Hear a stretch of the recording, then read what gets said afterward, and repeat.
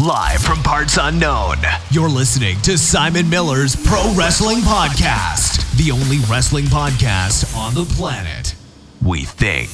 Sit back, relax, prepare for positivity to run through your veins as Simon Miller gives you your weekly dose of powerful pro wrestling audio. It is Miller Time. Hello and welcome to Simon Miller's Pro Wrestling Podcast. My name is Simon Miller and this is a pro wrestling podcast. Now the first thing I need to do before we begin is apologise for not only the lateness of this episode, because I already know how late this is going to go up, but also it may be a little bit shorter than the usual length time.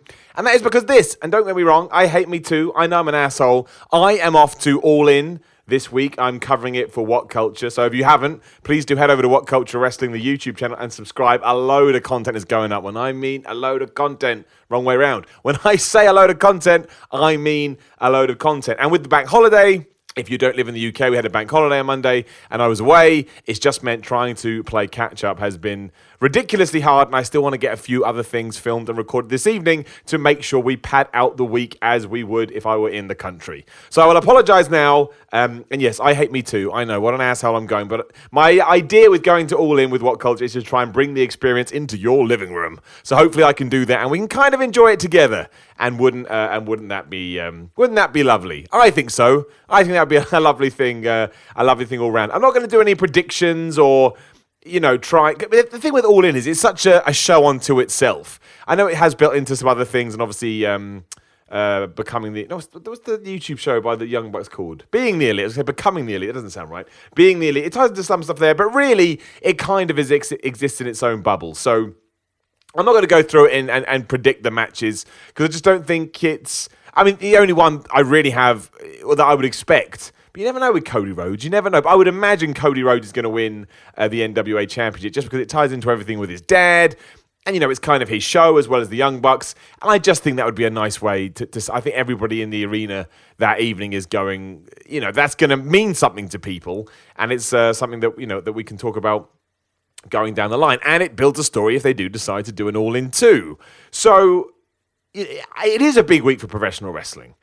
I don't like hyperbole and I don't like to exaggerate, but I do think it's fair to say that if All In is as big a success as people are hoping that it will be, they sold out the arena, 11,000 people in Chicago. They've got all this stuff going on with StarCast that, Fight TV's covering it and you can watch it. And, they've kind of made it into their WrestleMania weekend. And if that can catch on and people like it and it's not just a one and done, there's no reason why this can't become an annual thing. September the 1st or whatever it's everything. Early, the first week of September, last week of August is reserved for this show when New Japan, Ring of Honor, I guess PWG could argue as well. But, all these independent companies, I mean, New Japan's not independent, but you know what I mean, come together to, celebrate pro wrestling. And that's kind of what WrestleMania is. I know that serves as a culmination of storylines, and then on the Raw the next night, it serves as, WWE starting anew almost. But there's no, this, because it's the first one, you can start doing that. Maybe Ring of Honor and New Japan can come up with, different ideas for television that cross over. You just don't know. And I would certainly like that, especially given the time of year that it falls. I know we're a couple of weeks removed from SummerSlam. But, having a big event that is non-WWE related in September, that does fall kind of, 6 months between, the halfway period between Manias. I just think there could be something there. We're going to have to see how it goes, how it's pulled off, what the reaction is, how the card goes. There's so many variables, especially because of everything that is happening at StarCast in the 2 days beforehand, or the day beforehand, or just around the weekend, you know what I'm saying? Yeah, that is much like WrestleMania Access. You don't really hear too much about that unless you're there. You can go out your way to watch YouTube clips and stuff, obviously. But, when you are in that environment, having all of that does make it feel like you're part of something special. It makes it feel like you're part of an event. And I imagine that was the idea here, and I genuinely think that if Cody Rhodes and the Young Bucks can be successful, we have something exciting on our hands. Now, that could all change. Of course it could all change, because what happens in January? I think that's when a lot of the contracts are up for negotiation. Does Cody go? Does the Young Bucks go? Does Kenny Omega go to WWE? If you're going to put a gun to my head right now, I'd say no. I think, given that that we're knowing they're hitting the ceiling with this indie thing, and as Cody Rhodes says in an interview recently, he'd find it very difficult to now go back into a world where he's produced and told what to do. I think it doesn't seem to make sense to me right now. The Young Bucks and Kenny Omega and Cody and all of those guys are going to be just as valuable to WWE in a year's time, in a year and a half time, as they are now. Even if the bubble did burst, which I definitely don't think it's going to, but even if it did, they're still going to have worth, and WWE is going to have a load of cash from their TV deals. So I just don't think, excuse me, I don't think there's any rush at all. And I think doing it now without waiting to see what's going to happen on the other side, I'm not going to say people are going to regret it. You know, they know themselves better than I do, obviously. Of course they do. Imagine I said that I thought I knew Cody Rhodes better than Cody Rhodes knew himself. It sounds like I'm cutting a promo on him. And you'd be right to tweet him and go, Simon Miller's absolutely mad. But I'm not going to say that. Of course I don't. But it's interesting times. And I do think it's a really important week for professional wrestling. I thought SummerSlam was awesome a couple of weeks ago. And if we can come out the other end of this feeling the same, you know, just a great time to be a wrestling fan. We don't have to worry about the controversy and the politics and the competition. We can enjoy it. We don't have to worry about it too much because the bottom line is it's more work for the wrestlers and more, you know, product for us to sit down, watch and decide which one we like. And I got no problem if you're a WWE fan more than a pro wrestling fan, or you just want to watch Ring of Honor or New Japan, you know, exclusively as your thing. I don't care as long as you are enjoying pro wrestling. And right now the options are, they're in abundance. They're in an abundance and you can do whatever you want, and that's really why I'm excited about All In. So yes, next week on the podcast, I will run you down of my tales of Chicago and let you know what I got up to, what I did, who I spoke to. But of course, you can keep up to date with all of that over at What Culture Wrestling, where all the content is going to be fed to. Yeah, but this also does tie in as well, because if you are a member of my Patreon, patreon.com/Simon316, and it is because of the patrons I'm able to do these podcasts, so thank you very much for them. But yeah, as I'm going away, and it's going to be harder to get sort of video content out, which I do on my YouTube channel. Look at these seamless plugs. YouTube.com/The Miller Report Rules. I'm going to try and keep you updated there, just with a few blogs and trying to give you a day-to-day running commentary almost of what I've been doing. And on that note as well, if you do listen to the podcast and you get anything out of it and you've got $1 hanging around, if you could head on over to patreon.com/Simon316 and throw it in the bucket, that would be awesome. Because, just to be completely transparent, as I always try to be with all of my content, it's a major way that I make my revenue streams or my finances or whatever you want to call it. And without that, I wouldn't be able to do any of this. So yes, that'd be absolutely wonderful. Of course, you can come on the podcast as well on our Friday episode, which we will do this week. I'm going to record one later this evening so I can get it up on Friday, even though I will be thousands of miles away. But yeah, all the information is up there, and any support really does help me, and I would appreciate it no end. And I'll thank you till the end of time. Right, this week. I mean, look, this week for me. It's all, we've talked about it. We're not going to talk about it again. But it is, All In. I feel if you are a wrestling fan from all walks of life, I think that All In is taking over to the point that Pro Wrestling Illustrated came out and Kenny Omega is the number one on their 500 list. Doesn't surprise me really. I mean, the weird thing about PWI is it's half kayfabe and half real, so it really is an interesting thing to try and read. It's fun though. I like it. I like the way they do it. But he was number one on that. I think number two was number three is AJ Styles. Number three was Simon, you can remember. I remember the number four is Brock Lesnar. I think number three was Okada. Of course it was. And Okada was number one last year. Number four, Brock Lesnar. Number five, Seth Rollins. I've got it open now, you can tell. Number six, Braun Strowman. Number seven, Roman Reigns. Number eight, Cody. Number nine, Naito. And number 10, The Miz. Now, you can't really take that, seriously the wrong word. I love their list. I think it's fun and it encourages debate. The point being, tying into why I feel like this whole week is to do with All In. Kenny Omega is front and center there, the New Japan champion. So the WWE still, Raw and SmackDown this week I thought were fine. I thought they were fine, but I'd be lying if I said they didn't feel like they lost momentum from what they had 7 days previous to this. I thought everything falling out of SmackDown felt really quite fun and really quite exciting. And Raw and SmackDown this week were all right, but they lacked. They kind of felt like, look, we've got a long time to go before Hell in a Cell, which I believe is in 3 weeks. I'm looking it up in case you're interested. I always like to get my date right. It's September the 16th, which is 2 weeks Sunday. Yes, so about 3 weeks away from 2.5 weeks from where we are now. And I felt like these episodes were the ones where they needed to progress without, overextending the stories too much, because then when you get to the go-home show, you're like, oh, we've done everything, we've done everything we wanted to do. The real talking points then from Raw, we'll start there, are of course, now look, I understand the arguments and the debate, and that's good. When wrestling can always encourage that stuff, I think it's fun. But I think you're really pushing it a little bit if you don't describe what happened with Braun Strowman as a heel turn. That is what WWE was trying to get it across as. You know, he teamed up with the heels, he was in control, he gave Drew McIntyre a little nod. Admittedly, he didn't turn on Roman throughout the match, and he waited for, McIntyre and Ziggler to pick the pieces, and then he just jumped in. But I'll be amazed if, Vince McMahon, whoever signed off on that, didn't see that as Braun Strowman going heel. Simply because they're so desperate to get Roman Reigns cheered, they're actually willing to sacrifice a guy that, it was over anyway, but, over as a babyface. So it's a very strange decision. I don't know how it's going to play out, so it's difficult for me to criticize it too much. But ultimately, we're meant to be cheering Roman Reigns. He's meant to be portrayed as the good guy, and the bad guy is going to be Braun Strowman. Now, the only thing I don't get about it, and I honestly don't mind it, because I still believe the fans are going to do whatever they want anyway. WWE can bang this drum as loud as they want. It doesn't make a difference in 2018. So, in many ways, it's irrelevant sitting here and going, well, he's a face and he's a heel. No one's a face and heel anymore. It all depends on what the fans want to do. But it is difficult because Roman Reigns still sells loads of merchandise, and he does make a difference when he's on house shows. So there's a reason he should be in that number one, face of the company slot.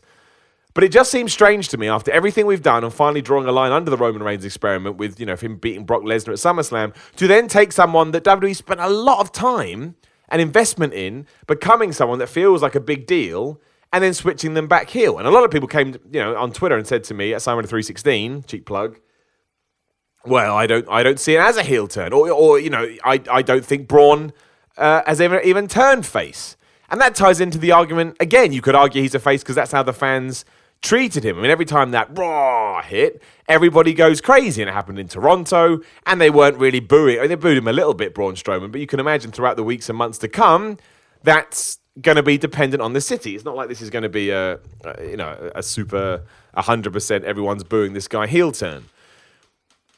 What I don't understand mostly is what WWE expects to happen from this. I don't all of a sudden think that Roman Reigns is going to get cheered. We're long past that point, simply because nothing's going to change. If nothing else, it's become too much of a habit than anything else.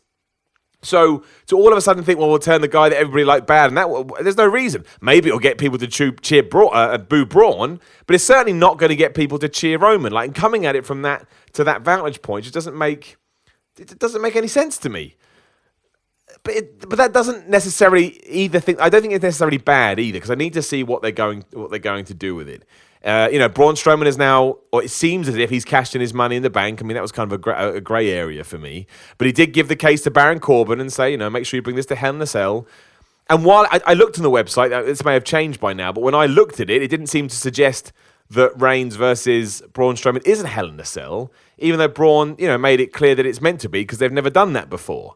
As far as I'm aware, the two Hell in a Cell matches are Jeff Hardy Orton on SmackDown and Roman Reigns versus Braun Strowman over on Raw. And that makes perfect sense, because you've got to imagine that Braun and Roman will headline, and therefore Jeff and Randy can fit in the middle of the card, or even the start of the card, and you don't have two Hell in a Cell.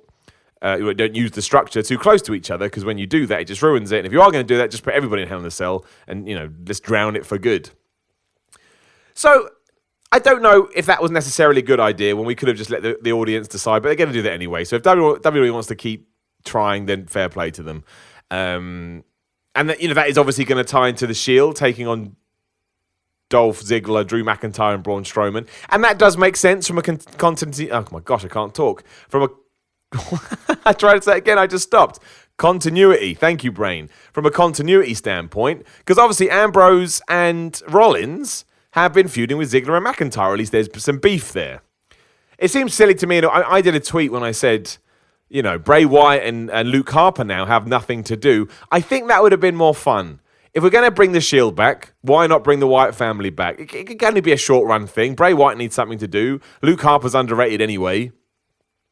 I just don't know how much, Braun, McIntyre, and Ziggler. I don't know how much legs that's got, but we'll see. We will see what happens. I'm not gonna be too down on it for now, as I've said, because it's one thing at the end of Raw, and I don't want to go too overboard with it. And the other thing I think we need to talk about is Kevin Owens, or at least talking about what other people have been referencing. Kevin Owens is is an interesting case right now. He had an absolutely awesome match with Seth Rollins on Raw. I don't think I put it over enough when I did ups and downs this week. It was silly of me. I think I should have sold it more. But it really, really, really was very good. And obviously, Roman Reigns, it's got on my mind. Kevin Owens lost. The problem I have with that is I didn't mind Kevin Owens losing to Braun Strowman at SummerSlam. Well, now I kind of do, because I thought we were putting Braun Strowman on a road to gloriness. But instead, he's now all confused as well. And also, I thought, well, it doesn't matter if Braun beats Kevin bad here, as long as Owens comes out the other side and gets put in a solid feud. Instead, he lost to Seth Rollins. It didn't really hurt him too much because the match was so good. And now he's quit. My worry there is I don't want him to go back to SmackDown, because you can't keep ping-ponging him around. It makes you feel like he has no worth. He doesn't matter. You know, they did reference it later on. Baron Corbin was on the phone to Stephanie and said he was going to sort the Kevin Owens situation out. Maybe it ties into the end of Roman Reigns versus Braun Strowman, because obviously Kevin Owens has beef with Braun, and I'm sure you could tie it to something else. I can't see that happening. It seems a bit much of a stretch to me, but it could. So it's much like the Braun situation. It depends what WWE's plan is, because it is a focal point, right? It is a talking point from Raw. So if that ties into something really cool and Kevin Owens starts doing some really interesting stuff, then it will put a spotlight on him and it will be fine. But I do think we got to the point now where WWE sees Kevin Owens as such a multifaceted guy. They can put him in any situation, and because he can deal with it, they don't need to worry about keeping him strong or putting him in feuds. And that does suck, because Kevin Owens at this stage is becoming one of the most underrated people on the roster. He's really good. He rarely, I would say rarely puts a foot wrong. That sounds a bit crazy. But he rarely, I can't think of the right word. I'm not saying he rarely puts a foot wrong, because everybody, goes astray every now and then. But he's got something, right? And you saw the reaction he got on Raw. I get they were in Canada, Toronto, and that's just, his hometown. He's Canadian. But there's still something to him that I don't believe WWE's tapping into. And if they keep heading on in this direction, then eventually he will just become another guy, because if you keep beating somebody down, how can you expect them, to keep their head above water? But it's interesting. Maybe he wants some time off. Maybe he's just going to recharge his batteries. Maybe he did piss somebody off. I really don't know. I've got absolutely no idea. But we'll find out. And at least it's interesting and it's intriguing. It makes me want to see what they're going to do with Kevin Owens, and I guess that's not the worst thing. That's not the worst thing in the world. But I don't know. I completely understand why people are upset with it. I completely understand why people are ominous about how WWE sees Kevin Owens. But as always, I like to keep an open mind, so I'm not going to get ahead of myself. And sure, if it goes downhill and he's not being used, we can absolutely crap on it. Much like right now, I'd crap on seeing Finn Balor and Baron Corbin go at it again. Baron Corbin in his heel GM roles puts Finn Balor in a match, changes it to no DQ halfway through, uses a chair, and that's that. I don't need to see that feud anymore. I thought it ended wonderfully with the Demon stuff at WrestleMania. I feel like doing what we did on Raw again kind of undermines that, because I felt like, Finn had some kind of momentum, and we've got rid of that already. Stuff like that I don't need to see. The Titus Worldwide stuff is fine, but feels a bit empty. I'm surprised that Jinder Mahal was put in a match with Dean Ambrose, and it was put in the slot before the main event, which kind of made it feel like killer. That was really strange to me. Like, Dean Ambrose only been back 2 weeks, and he feels like he's been back forever. So I'm hoping they managed to capitalize on that. And I wasn't a massive fan of the B team just being walked over by the Revival. I understand that Curtis Axel and Bo Dallas are meant to be a joke, but you can slowly start to turn that screw and change those ideas if you want to. And I think the problem we got now is they've been treated as a fluke for so long. Fans start going, they're just a fluke. They don't know what they're doing. Before we move on to SmackDown as well, though, I thought Trish Stratus with Elias was really fun. I think Elias may have amazingly got himself in a position where he never has to wrestle. I know he fought Curt Hawkins last week, but he almost is in this position. It's like, you just do whatever you want. Just make sure you're entertaining, and that's all we need. So, but I thought Trish coming out and some of the vibes that they or the jibes they sent at each other was it was just really, really good. And while super harsh when Elias said, I don't date 60-year-olds, I thought it was a really, really good line, delivered excellently, and Trish's reaction by just slapping him around the face, it was great. And then we bled into the women's stuff, which is, well, the only thing I don't understand about the women's stuff is that Brie Bella and Nikki Bella are both on Raw and SmackDown, and no one has ever explained to me why. Like, I don't I don't understand. I really don't understand why that hasn't been. Why haven't you told me why? No one else gets to do that. Just because she's in 2 feuds. And also on Raw, she kind of comes across like a heel. And then on SmackDown, she's a super face because she's teaming with The Miz. So I don't know. I as you know, if you watch Ups and Down, the only reason I don't like it is I hate the start of that Breed Mode song. That weird robot voice. It makes me freak out. Shout out to Bobby Lashley as well. As I found out afterwards, a lot of people hate the Bobby Lashley skit. I thought he delivered his lines wonderfully and he came across really funny. But as always, what do I know? I'm just some idiot on the internet. Actually, what I think about as well as I transition to SmackDown, on my SmackDown Ups and Downs, I said that Andrade Cien Almas held up his end of the bargain. And that was just me saying, he did well in the match. Daniel Bryan was great, and, Andrade was just as good. But then everyone's coming to me saying, what does that mean? You're an idiot. What the fuck? It's the saying. It's the saying. We all know wrestling ain't real. I don't understand. People crazy. People gone crazy. But SmackDown was all right. I mean, SmackDown was a more enjoyable show than Raw, but again, it was one that was kind of devoid of, nothing major, nothing super huge happened on it. I thought the opening with the New Day was really funny, and what I really liked about the bit with the New Day was you didn't have to watch it. It was you could watch it or you could ignore it, and it made absolutely no difference to the rest of the show. And I liked that. I think we could do more stuff like that often. They just came out, they had some fun, then King Booker arrived, and it was just dumb. It was just super, super dumb, and I got no problem with dumb. If you watch any of my stuff or know anything about me, you know that I don't mind dumb at all. Thought it was weird. The clones just came back from nowhere. No vignette, no build up. They've just been away ages. They've returned, but cool. Like SmackDown Tag Team Division needed new faces or old returning faces. They didn't technically lose. They hit the double backstabber on Gallows and Anderson, and then Cesaro stole the pin. And obviously, they're now doing another tag team. I was a bit mean on the tag team tournament on Ups and Downs. But it's only because we saw one recently. And I get in sports, that's what we often do to crown new challengers or winners.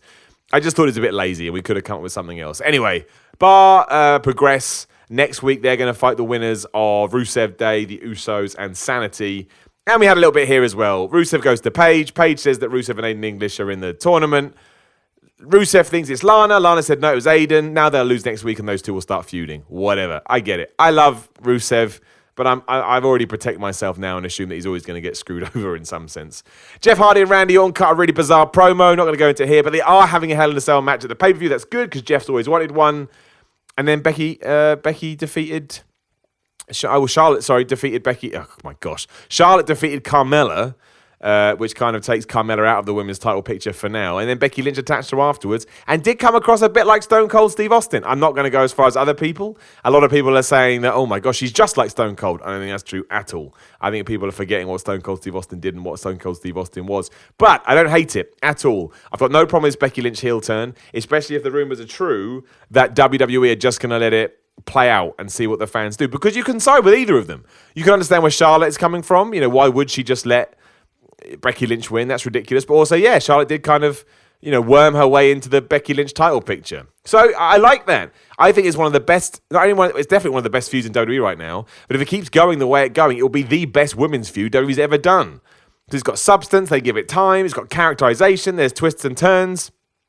So yeah, I like that. I like that a lot. And we had stuff with The Miz and Daniel Bryan, Andrade Cien and Cien Almas, all of that. But I've talked about that. I'm more concerned about people getting mad at me for saying he held up his end of the bargain. He did. I guess people just don't understand that phrase. Whatever.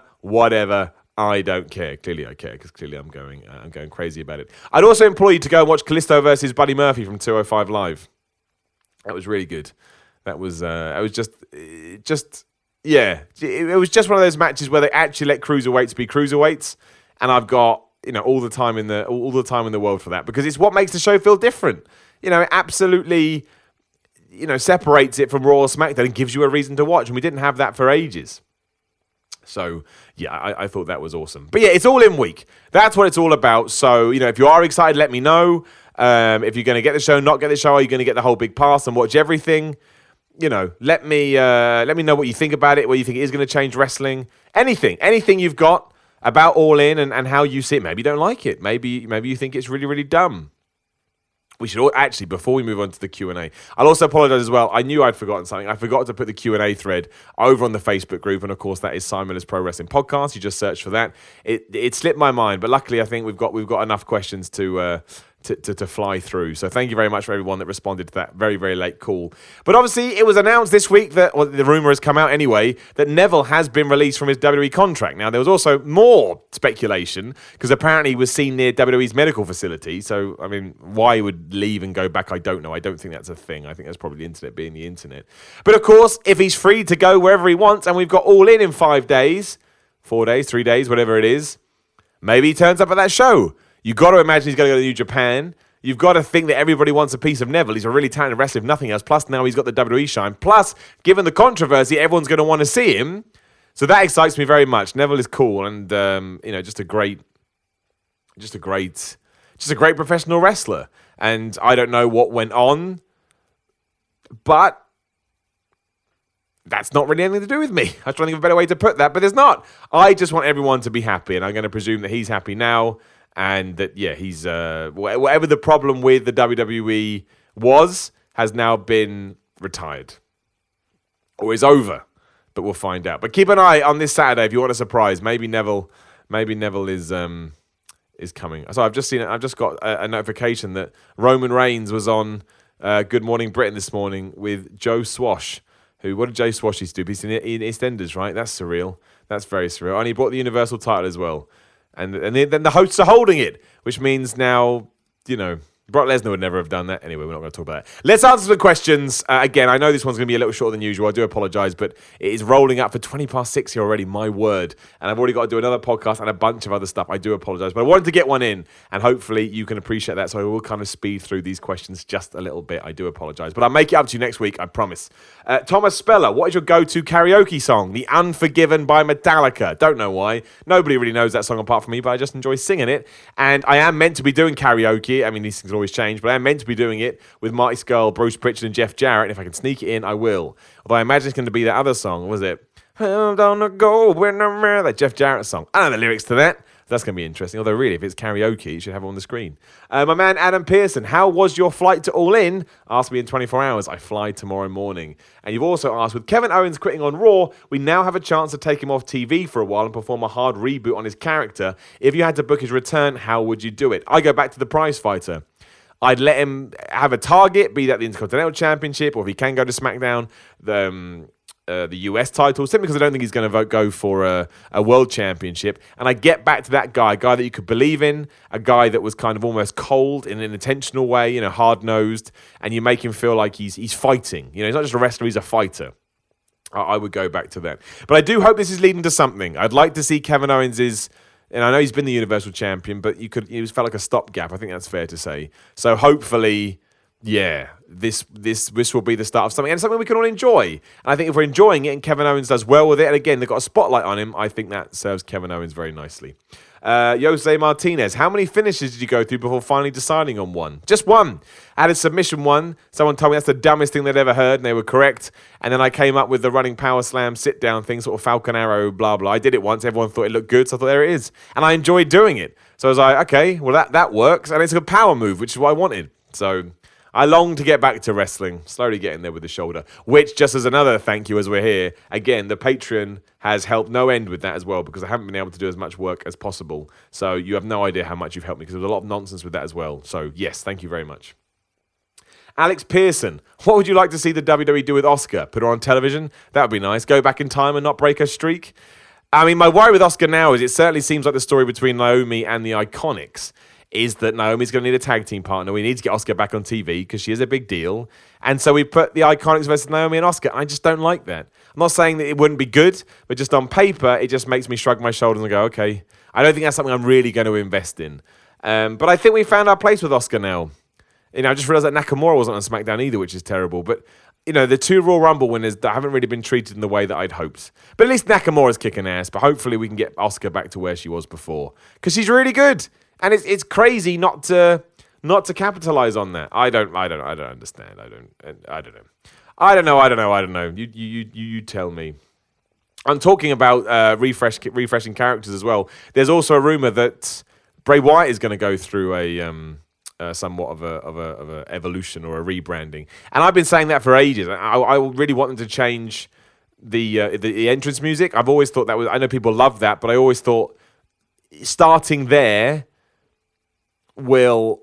That's where you have to start. That's where you have to start. So I'm hoping that does happen.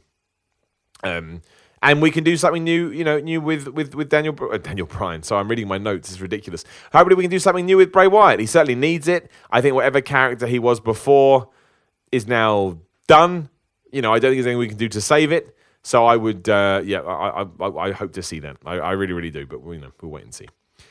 Christopher Brown, why slaps head as if playing bongos? I like that. Do Finn Balor and or WWE hate fans?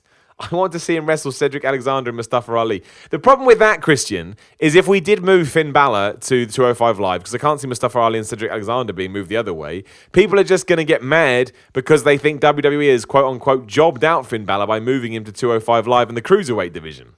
So I think that's a lose-lose there, although I would like to see those matches. Number 2, you have to pick someone to feud with. Your choices are either Triple H, who may bury you, Hulk Hogan, who may bury you, or Kratos, who may literally rip you in half. Who are you picking and why?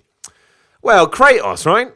Because at least I'm going to go out with a bang. No one's ever feuded with Kratos before in a wrestling ring. And I imagine that will go down in history, whereas being buried by Triple H or Hulk Hogan, that's happened to loads of people. I don't want to be part of that clientele. I want to be my own crazy person. So yeah, Kratos, man, bring it on. And maybe he may look at me and go, that's not a ball, dude. And we may just get on. We may sit down and just share a green tea together. So, no, I'm absolutely going to say Kratos.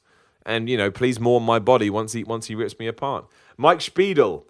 Now that Braun is a heel, in quotes, is there any true baby faces left that aren't getting buried? Balor, Apollo, Lashley, other than The Shield? Is WWE trying to make The Shield the main top card baby faces? Well, they're using The Shield to try and get Roman Reigns over, get him cheered. That's quite obvious. I don't mind it. The Shield came back end of last year, and then circumstances outside of WWE's control changed that. So I don't mind them bringing that back now. Also, it makes sense. They would protect their friend. Otherwise, there are not a lot. I mean, AJ Styles, right? AJ Styles isn't getting buried. He's a WWE champion, and he is a true blue babyface. So, in that sense, no. Becky Lynch would have been one, but obviously that's a whole thing now. But AJ Styles is the only one, and you're right. WWE does need more babyfaces. They have too many heels and not enough babyfaces. And again, that ties into Roman Reigns, but we've talked about that. But AJ Styles is one, yes. Mike Flaff. I'm not 100% sure on this, but I believe no one has ever debuted in the Royal Rumble and won the whole thing. Who from NXT or any other company do you think could accomplish this besides Kenny Omega? Well, I think if Kenny Omega debuted in the Royal Rumble, he would not win it. I don't see that happening at all. I think he'd have the AJ Styles treatment and he'd be the Iron Man. I don't think anybody has ever debuted and won the Royal Rumble. I don't know for sure. I don't think it could ever happen unless it is someone that got so over in NXT that they had no choice. And I don't believe there's anybody there now that they would give that to. I think they'd only do that if they had some kind of monster. I know Lars Sullivan fits that profile, but I don't think they'd do it with him. Just my gut feeling. So I really don't know the answer to that. I don't think it'd be anybody outside the company. If anybody has made their name outside the company, I don't think they'd be allowed to win the Royal Rumble on day one. I think it'd have to be a WWE guy. On the top of my head, I don't know who that would be. So that may never happen. Especially because it ties into the main event of WrestleMania, and that is one hell of a push. So it may never, ever happen. Ross Chaplain, would you keep Aaron Rodgers? You win the Super Bowl, but he immediately retires after one last magical run, or trade for Andrew Luck or any other young quarterbacks you like. That's if I remember your NFL team of the Green Bay Packers correctly. You have, Ross. And I did actually say any question. I meant wrestling related. Unfortunately, I haven't really followed American football now for maybe 3 years. I just kind of fell out for it because I was so busy. And I always check an eye on scores and stuff, but I'm not really an authority to answer that question anymore. If you asked me 5 years ago, but man, when the Super Bowl, when the Patriots first won the Super Bowl in 2001? No, 2000, whenever it was, I was super into it, and that's when I first got into it, and I played for a while as well. But now, yeah, just left me by the wayside. I do need to get back into it. I do enjoy it. Buck J. Setchler, which is a great name. Would Gargano or Ciampa fare better on the main roster? It all depends how they're pushed. Like, even No Way Jose, who's vanished off the face of the planet, even he, if he was pushed well, could have a good run, but he doesn't. And I think that's the issue. It all depends on who they get pushed. I mean, looking at them, I'd say Ciampa probably has a better shout, but there is no rhyme or reason to NXT call-ups. There is a rumor that apparently one WrestleMania, either next year or the year after, is going to end with a big NXT invasion, which would be cool. Especially if Triple H led it as well, then you get your star power too. But yeah, I think it all depends on Vince McMahon and stories. If everyone has a story, everyone can be pushed. That doesn't happen a lot. Charlotte Sanderford. Hi, Simon. Hope your collarbone is healing up. Thank you, Charlotte. Just wanted to shout out that your Miller's musings are excellent, and I really look forward to each new one you make. Oh, well, that's very, very nice. Cheap plug as well. I am into mental health, which sounds weird, but I'm very passionate about it. If you do go to my YouTube channel, youtube.com/The Miller Report Rules, you will find a weekly series called Miller's Musings where I talk about all that stuff, and it's there to help as much as I can. I'm not saying I can, but that's the aim, so please do check it out if you fancy it. My question is regarding the Ascension. What did WWE do with them as they seem to be jobbers? What would you suggest? Separating them or moving them to the other show? I think the Ascension are one of those teams that are now so far removed, this is their position for life. As I said, on ups and downs, I don't think that's a good idea. I think that, we need tag teams, and the Ascensions are established to a point that we probably could have,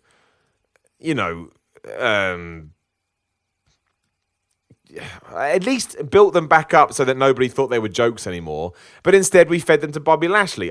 That's not a massive problem. I don't hate that idea. I quite like Bobby Lashley, but I don't know what you can do with them now. They clearly don't have any plans for them. They clearly don't, see them very highly. Maybe it would be best just to move them to SmackDown, as long as they were put right into the tag team division. It doesn't even matter if they lose all their matches. They just need to be featured better. And at the moment, they're not featured at all. When they are, again, they get beaten by one dude. But how good they were in NXT as well. It's such a shame when things like that happen. They've just, they've been left persona non grata for too long, and now they're just used as whipping boys, which does suck. It really, really does. Richard Allen Norman. How awesome would Bobby Lashley and Apollo be as a tag team? I think that'd be good. It would be good. They probably complement each other quite well. Bobby Lashley can be the hard-hitting guy, and Apollo can be the flippy guy. He's got a load of flips. I'd like it. I'd be up for it. And we need more tag teams. And they both be doing something then. Yes, I'm in. Liam Christopher. Hi, Simon. How do you think WWE will reintroduce Jason Jordan? I'm thinking maybe a storyline where he wins Angle his job back. Well, apparently Jason Jordan may not be back for a while because his neck is a lot worse than we first thought. If he does come back, I would rather they just drop the Kurt Angle thing. It didn't work at the time. It made the whole thing very problematic. And it's not like WWE's just forgotten those things before. So if he comes back, I'd rather he just came back. I'd rather just put him with Chad Gable and put him in a tag team on Raw or SmackDown and let them do that. We don't see Chad Gable on SmackDown. I don't think it was working for Jason Jordan on Raw as they intended. So I'd like that. I'd like American Alpha back. I think it could happen. We do need tag teams, especially now, Matt Hardy's out with an injury and the Deleter of Worlds are no more.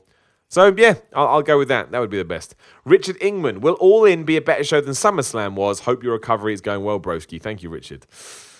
I think it's going to be a show that we remember for longer if it goes the way that everybody wants it to go. Whether or not it's better than SummerSlam, yeah, probably in some regards, especially if you're into that more indie stuff, for lack of a better term. And it's shorter too. Yes, it probably will be a better show because it has to be. And I think all those guys on that card will go out of their way to make sure that it is. So I'm going to say yes. Jonathan Gibbons, is linking Heyman and Owens a waste of their talents, or will combining them bring out their best? Who would your ultimate Heyman guy or girl be from the current roster, including NXT?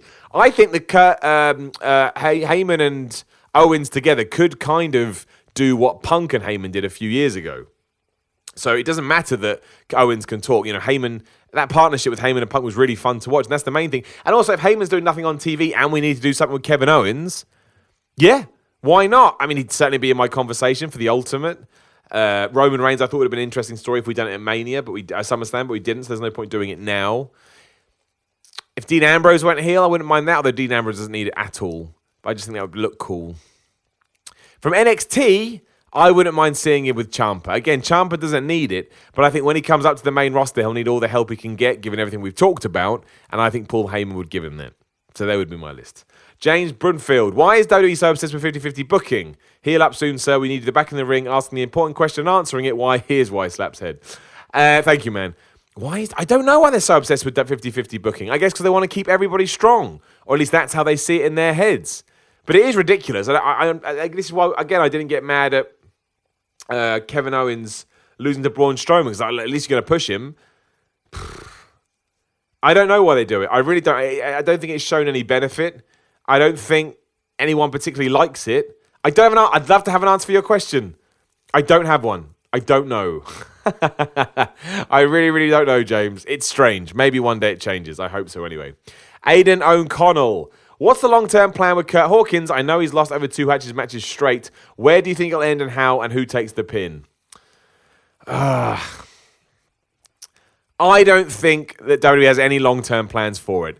I think maybe one day if there's an idea where it makes sense to humiliate a cowardly heel, then they'll allow Curt Hawkins to win. But it won't do anything for Curt Hawkins, which sucks. I really like Curt Hawkins. I think he's underutilized, to say the least, and underrated. I think he'd be doing a lot more, but I don't think WWE's interested in it. So no, I don't even know. I could see maybe someone like Baron Corbin losing to Curt Hawkins like I say, because he's a cowardly chicken shit heel. But then Curt Hawkins won't be on TV next week, so it'll mean nothing, and then I'll be sad again. Craig Preston Hyder, thoughts on them turning Braun heel? We talked about that, so we got to let it play out, but it's certainly weird. Scott Rinaldi, John Cena is trying to do a rock and smash Hollywood, and he's doing a decent job of it so far. Who else do you see on the current roster that could maybe make the same career change once they reach the twilight of their in-ring career? Miz would be an obvious answer, but to be honest, I'm not sure people would take him in the same way as Cena or The Rock. No, I don't think so either, because they don't have... The Rock and John Cena have... I can't even explain it, but The Miz doesn't. The Miz has it in a different way, but not in that way. And John Cena is doing it. He is absolutely smashing it. He really, really is. Like, I don't think anybody could argue that he's not. Especially given everything that he's done from where he was originally. I think The Miz is one of those people that you just have to take your hat off and go, man, the sheer strength of character and the mental fortitude that dude has is actually quite incredible. I don't really think there's anybody else on the roster right now that would make that transition well. I always thought Dean Ambrose would do well, not to that level, but I've seen him in some vignettes and stuff, or some adverts and trailers, and I always thought he had an acting, something about him when it comes to acting. But no, I can't think of anybody on the roster. I mean, Braun Strowman would fit in a good stereotypical role, but what Cena and then John Cena are doing, I don't think there's anyone on the roster right now that would make that jump easily. But it could be surprised, right? You never know. But if I had to pull a name out of my head, I don't think I have one. Stuart Urridge, if you had to put together a 5-man Survivor Series team of mid-card talent, Miller's Merry Men, Triple M, I like it, who's on your team? Assuming they would be faces, as you're a white meat baby face yourself. Right, mid-card talent. Well, Kevin Owens, he's a face. Mid-card talent. The problem is, what is mid-card talent these days? So I'll do my best to answer that. Well, Finn Balor, he'd be on my team. Obviously, I'm on my team, so that's 2. I technically think Rusev is a face, so I'm going to say Rusev, and you're going to all disagree with that, but that's fine. So Rusev. Seth Rollins, he's a mid-card guy. He's the Intercontinental Champion. That's a mid-card guy. And then I'd have... I want to say Roman Reigns, because then I'd win. I'm assuming you're going to mean WWE people. I will go with... I don't want to say Dean Ambrose, because I don't want Seth and Dean. That's boring. I am going to put Curt Hawkins on my team. I just said that I wanted to be pushed. I'm going to have him on my team, and he's going to be the first guy to lose, to get out of the match. But I'm going to put him on my team. I want him to get a push. There you go. Tristan Dan Whitcomb, what are you most excited about in WWE over the coming months, and what are your plans for the rest of the year in wrestling? Love the podcast. Thank you, Tristan. I appreciate it. What am I? I'm really excited about whatever we do with the Royal Rumble. I think we're going to have a good Royal Rumble this year. I think there's going to be a few surprises. Otherwise, I just want to see what happens with AJ Styles and Samoa Joe. I really like the Becky Lynch-Charlotte program. Roman Reigns and Braun Strowman is stupid, but it's intriguing. And yeah, if they do get any new acquisitions along the way, I want to see how they're going to debut. I thought they were a lot stronger after SummerSlam than they are now. I know it's only been a week, but it does feel like the bubble popped a little bit. And I think maybe for the rest of the year, it'll be a bit quiet. WWE seems to do that. But yeah, then we get to January, and we can kick things off again. As for my plans for the rest of the year in wrestling, I just need to get my shoulder better. I need to rehab. And then as soon as it's better, I'm getting back in the ring. Defiant Wrestling announced the Loaded tapings returning, weekly YouTube show at the end of the year. I'd love to be a part of that. I really, really would. That would be awesome. So that's kind of a penciled in goal, but at the moment I've just got to see what happens and see where my medical advice takes me. But yeah, just get back in the ring at the moment. It sucks that this has happened. It really does. Sammy Ellis, what do you think of maybe Corbin stealing the briefcase, as technically it still hasn't been cashed in, just hand it over? I would personally hate that, but I think it would make for a good storyline as well. So maybe. It could. He's a heel, GM, that's what they do. I don't think people would like that very much. Sam Oakley, how do you feel about the possible introduction of women's tag titles? Got no problem with it, as long as WWE introduce more women onto the roster. Otherwise, you get the same problem that we're getting on Raw and SmackDown, where the same people keep fighting each other. Imagine it was The Bar versus Gallows and Anderson. At least the Colognes made it interesting again, because we haven't seen them in so long. So it's fine, but you've got to extend the roster first. And finally, Oscar Velarde, haven't said that right at all. Have you ever watched any American indie shows? Which is your favourite? May I recommend watching Hood Slam on Twitch? It's a fun wrestling show out of Oakland, California. Well, I know Hood Slam because a good friend of mine, AJ Kirsch, is synonymous with those guys. I have watched it for every now and then. I think Hood Slam is a lot of fun. Other than that, no, I don't, just because I think it's quite hard to track them down over in England. And if it's not, I don't know how to watch them. But no, I would definitely shout out Hood Slam. Definitely shout out AJ Kirsch. Good dude all round. But yeah, I mean, if I could watch, well, I say that I watch a lot of wrestling as it is. Sometimes it's nice just to have a little bit of a break, but I certainly would try and get into them. Absolutely, I would. I would try and track them down. So any suggestions? Yeah, let me know. But Hood Slam, absolutely. Hood Slam is fun, ridiculous, but but definitely fun. So we'll start wrapping up there. We smashed out 45 minutes, which is still good. My whole point when we revamped these was to make them over an hour. But like I say, I'm going to do another podcast in 20 minutes. And I do just need 10 minutes to go to the loo and sort myself out. There you go. Transparency till the end. But look, I want to get one up. I certainly don't want to miss it at all. If you are on my Patreon, again, updates about All In all week. Same over on What Culture Wrestling, so go and subscribe to that. On Twitter, Instagram at Simon316. Come give me a follow should you so wish. Rock Reacts is another YouTube channel I do where I just react to music. A lot of fun with my man John Denton. And the Facebook group, Simon Miller's Pro Wrestling Podcast, and youtube.com/The Miller Report Rules. And if you are on iTunes, please give us 5 stars, rate us, review us, do all of that. We're on everything but Spotify, but hopefully going to rectify that soon. Share the love, put us on social media, do whatever you want. But as always, the support is awesome. I love talking to you once and twice a week, and I will talk to you again very soon.